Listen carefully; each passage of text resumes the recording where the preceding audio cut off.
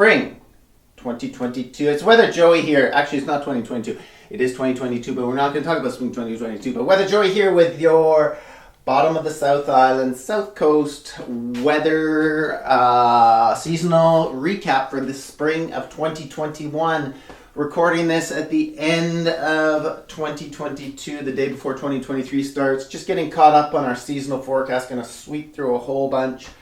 And this is spring 2021. We're doing springs today.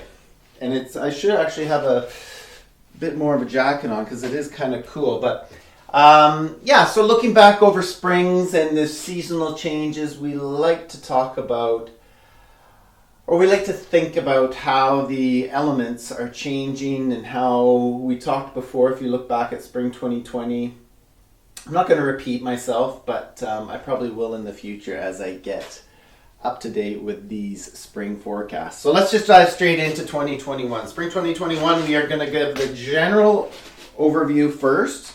And like I mentioned in the last one, that my uncle has all these seasonal recaps all the way back to the early 40s, through the data, and then back into the detailed ones back to the late 90s, just from his own observations. So I'll have access to all those. And if anyone in the future wants to look it up, find it, figure out a way to find me in a nice way. 2021, after a relatively wet winter that wasn't too mild, we see a slow, cool transition into spring throughout later February and March with a cool, rather dry, dominant flow out of the west-northwest, sounding a little bit like spring 2020. This continues through the first half of April before we see a strong ridge bring our strongest taste of April summer ever. And it was amazing. I remember that. It was like 7 days straight of summer in mid-April. We had never seen that before. May is much more seasonal, but still dry. And by the end of May, we've seen our driest spring on record. A second dry spring, because the 2020 was quite dry too before the May rain started up, I think. May ends and June begins with near heat wave weather before spring rain returns through to mid-month. So let's look at something a little bit more detailed.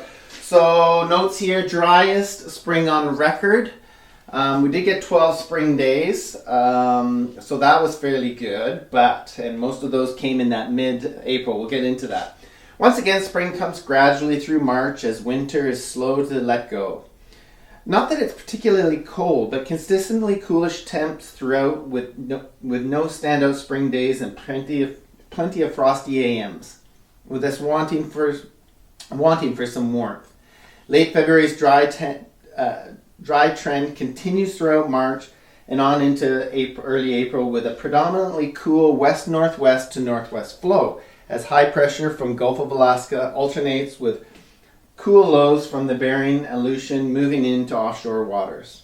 This dry weather will be more of a concern again if not for the strong snowpack from a December-January onslaught of Pacific storms.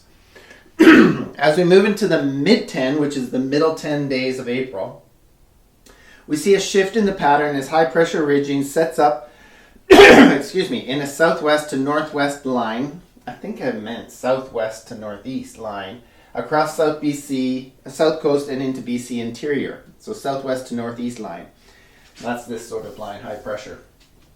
The whole Pacific Northwest and BC are in sun that starts out cool and even frosty, but by mid-month we're into summer days and record temps and a stretch of April weather never before seen on the South Coast, at least in our records, lasting a week.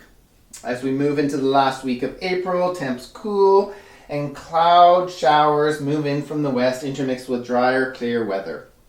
This sort of spring-like westerly flow continues into early May, eventually bringing in a mid-month upper low and a stronger ridge before west flow continues once again later in the month. Still dry though. May ends with June, and June begins with near heat wave temperatures as strong ridging builds up from the U.S. West Coast. However, soon we're back into spring weather right through the mid-month of June as upper lows hang around the Pacific Northwest as the dominant weather makers, making up for some of the precip we missed during spring. By mid-June, however, the switch is on and summer arrives with a vengeance.